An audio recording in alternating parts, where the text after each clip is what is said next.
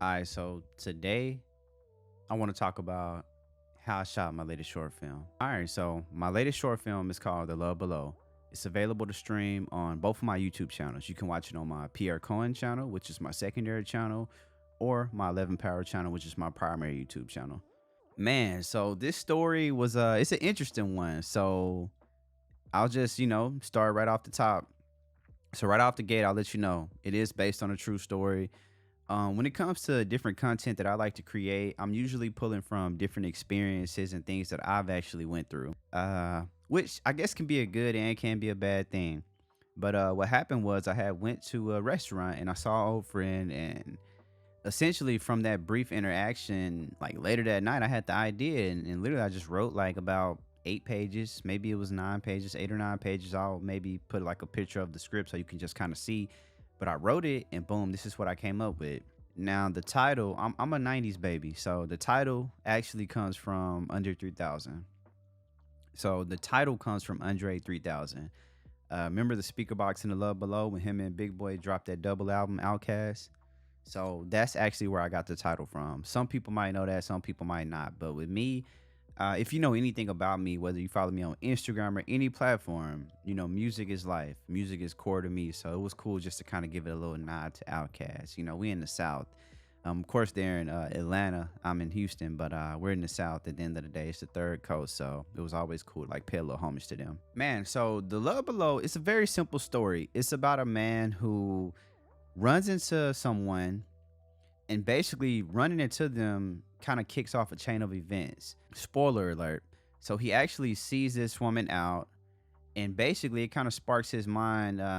Okay, one thing I should explain, the very first scene in the movie is also like the last scene in the movie. So I want y'all to keep that in mind. When you watch the first scene in the movie, when it's showing the eyes, and then look at that last scene. That's why I made the color like that. Those scenes are connected. So the movie is kind of starting in reverse. Essentially, what happened was, or not starting in reverse. Well, I'm mixing it up, but essentially it was a chain of events, right? And the chain of events stem from that initial scene, which is the guy seeing the guy and the girl on a date. So from seeing the guy and girl on a date, it kind of sparks his mind to say, you know what? Let me see if I can get that old thing back. I don't know if y'all caught that line in the movie, but yeah, he wants to see if he can get that old thing back. And I felt like honestly that was something that a lot of people could relate to. Sometimes you see people from your past and you're just like, you know what if? So that's kind of what made me kind of go down that line and write it. All right, so when it comes to the vision for this short film, number one, I knew I wanted to shoot on Anamorphic. I had just got this new Anamorphic lens, and I was like, you know what?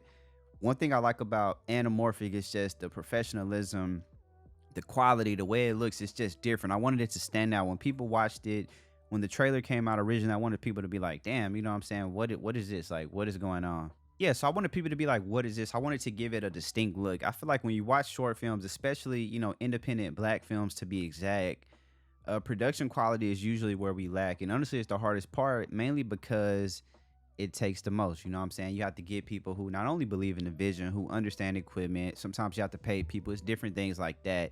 And if you know anything about me, I'm an independent, low budget filmmaker, meaning all of this is coming out of my pocket. And most of my short films rely on the camera skills I've developed over time. All right, so aside from Anamorphic, I wanted to do like some unique colors. The color, because when you watch a film, the color palette and the sonics are really what stand out to you.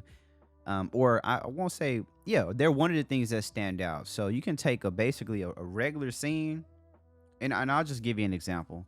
I'll post an example on the screen, but you can take a regular scene, or you can make it a great scene. And usually if you add some color into it the right way, it just makes it look way more professional. So with me, I was definitely going for a moody color palette. I knew I wanted to do a party scene. I knew I wanted to incorporate different colors and different elements into the film. In terms of the sonics, so the way I like to write my script specifically, when I'm writing, I like to think of music in mind. I feel like music is like a soundtrack to life. Music really helps you kind of to like not only convey a message, but music just kind of helps people feel it. So actually, I had took a trip to LA towards the end of last year. I was on a plane, and everybody knows when you go to LA, you have a lot of fun, right? So I got on this plane. I had my AirPods in, and I just remember going at the airport, just put the phone on shuffle, Spotify on shuffle, and boom, I heard that Steve Lacy song, which is that "See You Girl." I think at the time I was just starting to get into Steve Lacy and kind of catching what his music was. I was listening to his old music, And from there, I found a bunch of songs that kind of spoke to me, and I was like, you know what? I think this can speak to an audience. Some of the songs actually were produced by, local artists here in Houston, so I like to mix those in. And then I took a couple songs that were already kind of popular that I felt like were a little bit underground, like Kate, like that.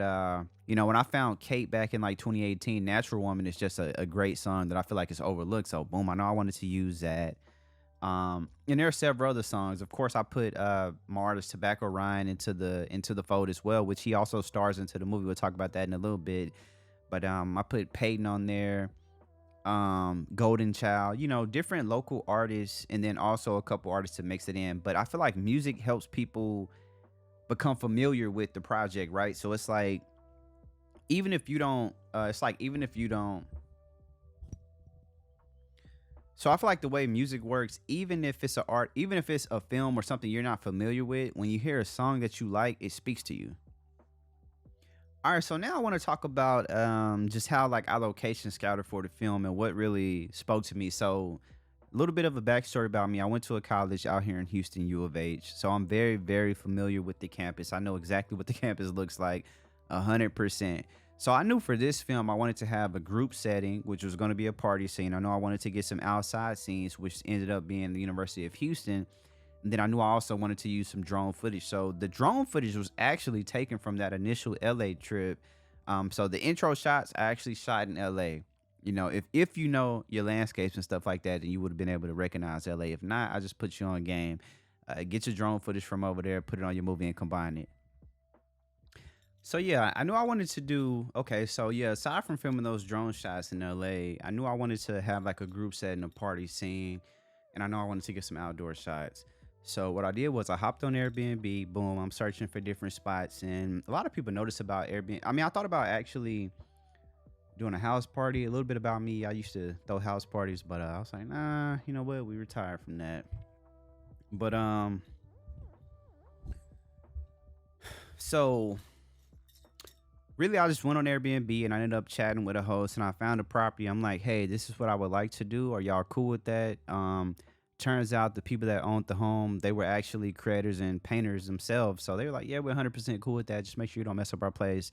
Cool, whatever. Boom. So that was easy. And I already knew, like I said, by doing the Airbnb, I knew I wanted to do like a specific, I wanted it to be party setting, right? So if you can see, I went with like the blue and the purple kind of tone.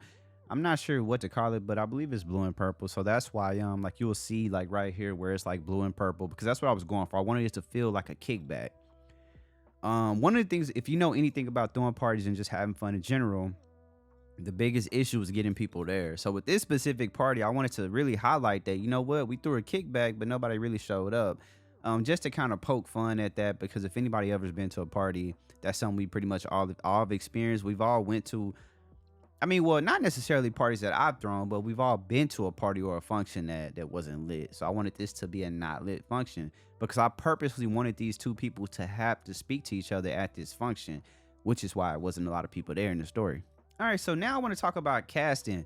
So for me, I've been shooting music videos and just doing videography for years. So I'll be straight up. Whenever you do videography, cinematography, whatever you want to call it, you're going to meet a ton of people. So with this particular film, because it's my first time using that anamorphic lens, and I was really like, you know what, I want to make sure this looks the way that I have in my head, like it looks the way that I have envisioned.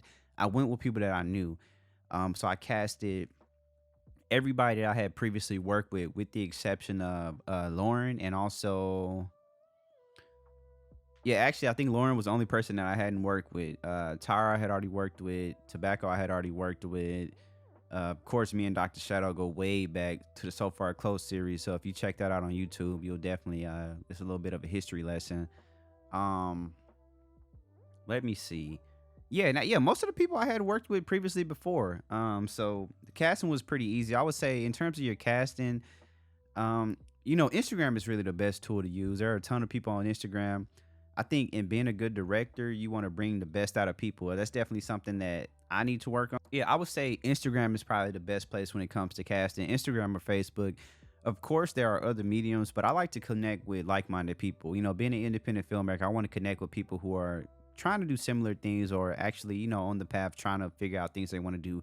Or I want to connect with people who showcase that they do have a strong passion and a strong desire, because at the end of the day, You want to work with people who do have a passion to go forward in life, just in general. Positive attitudes only. So now let's talk about what's some things that I would have done differently. Number one, I would have definitely put it out sooner. I think, I've been sitting on this short film for a couple months at this point. I'm just like, it's never a perfect time. It's not perfect. When is it going to be perfect? What I've realized is even when it comes to like film festivals and stuff like that, and I'll talk about those more in the future. A lot of these different things that are like creator tools are really designed to kind of are just money grabs at the end of the day. Like they're just cash grabs. So for me, I was like, you know what? Let me submit it to a couple film festivals. And don't get me wrong, it got selected for two. But what I realized is like the bigger the festivals are, if you don't really have a strong executive producer attached to your product, there's really no point in submitting. I think building your own fan base through social media is probably the best way to do so. Number one, I definitely would have put it out sooner. Number two, I felt like I could have challenged my actors more. Don't get me wrong, I like their performances and I like what we brought to the table, but I feel like as a part of being a director is challenging people to bring the best out of them, giving them a little bit more direction. So I definitely would have challenged them just a little bit more because it's a couple scenes that I really like, but I'm like, you know what? I definitely see what could have been done better. So that's something we're going to consistently work on. Number three, I would say audio is something you're always improving with filming because audio is just so complex. Even when you're running an audio interface, got the boom mic, it always can be better. So audio is just something that I feel like you can never get right until you can afford to really just have somebody who's like an audio whiz doing it. But when you're doing it independent, it's something you're going to continue to get better at. So that's an area that we're definitely going to invest more time into. And I would say, honestly, those are the only three things that I would really do differently. Because at the end of the day, I really liked it. I liked how it came out. A lot of people have liked it as well. But at the end of the day, as a creator, as a filmmaker, as somebody who enjoys working with cameras, from me to you, we're perfectionists. And sometimes that's the problem. It's all about putting out your work and just continuing to get better and evolve at it. That's really what we have to do. We can't chase perfectionism. The whole being a perfectionist thing is really what holds us back. So I think, nothing's ever going to be perfect, but hey, as long as you're progressing, that's really all that matters. So, hey, if you got a short film, don't be like me. Don't spend so much time trying to figure out how to put it out. Just put it out, continue to shoot and keep on working. Okay. So what's next? So I actually am getting ready to shoot another short film on June 25th here in Houston. And what's next for me is really just putting out more content, more work, more behind the scenes like this. I want to give people the real insight as to what it's like because a lot of the times what holds us back is we overthink. So more content for sure. I'm shooting a short film later this month.